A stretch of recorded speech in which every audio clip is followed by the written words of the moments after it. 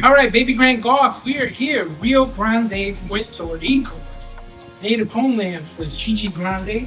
And my parents actually grew up not too far from here, Coach Sapp. Oh, wow, that's amazing.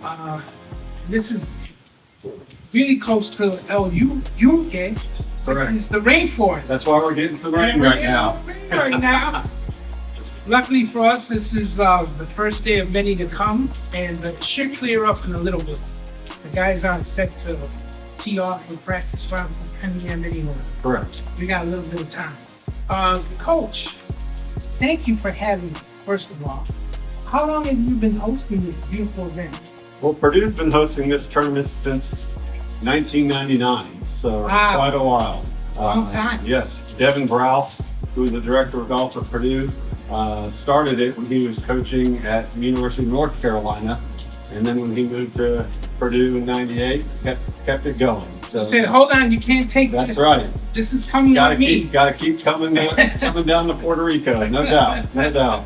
Such a beautiful place. Right on the ocean too. Yes, it's gorgeous. It's gorgeous. Your team's not doing too shabby there. Thank you. Highly ranked. Congratulations Thank you. on all your success. Appreciate it. You got a couple of juniors. You got a nice mix. Right. Sophomore, a couple of juniors, a couple of seniors. Yeah. So you got some good balance there. Yep. How you feeling going into the year? Good. We're the defending champs here. Last year we won, and Sam Easterbrook won it individually. So we're excited to come back and try to defend. It's rare that a team from the Midwest and the Big Ten wins this tournament. Usually I'm handing the trophy to an SEC or ACC school, but we're glad to be here and out of the snow that we're having right now. Well, listen, anything's better than that. Yeah. I was in New York. It's 12 inches. It was a lot of snow, and it's one of the coldest weekends. So I get to rub it into the wife. That's right. That's Don't right. get too much. Yeah, no kidding. Don't get myself in trouble. Yeah. So the Midwest is actually, kids. When I talk to juniors, and I talk to junior kids around the country, I don't think back in the days. I think they used to say, "Let's go south, play golf." I know Florida's the big golf state. Right. And I interviewed the Northwestern women's coach. Sure.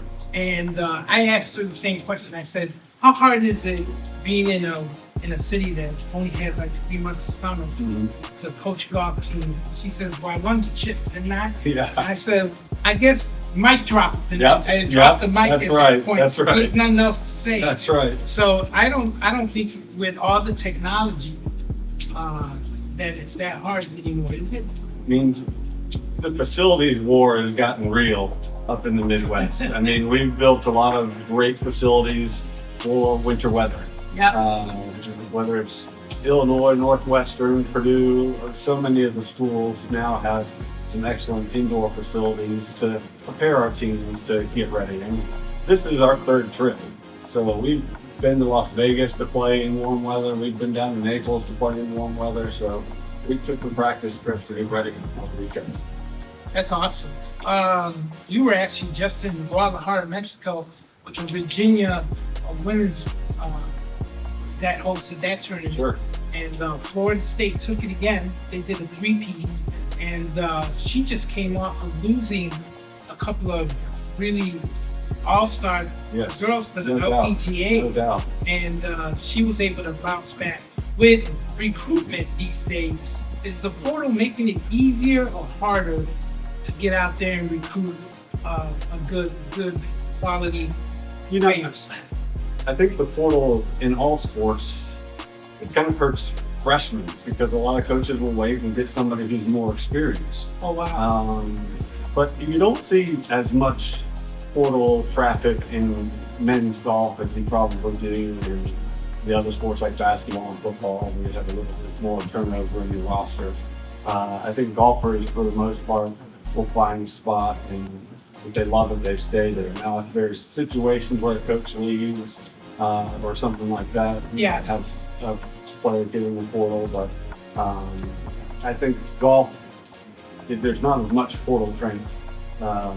turnover as well in some of the other sports. Yeah, I have run into one or two situations where it was like a dream come true story where you got like a late bloomer, Right. And I met one player who was in Division III, got to Division II, Sure. ended up in Division I Right. by junior senior year. Right. So that was great for her. Right. So I think for the late bloomers, it's kind of cool. Can be nice. Yeah, no doubt.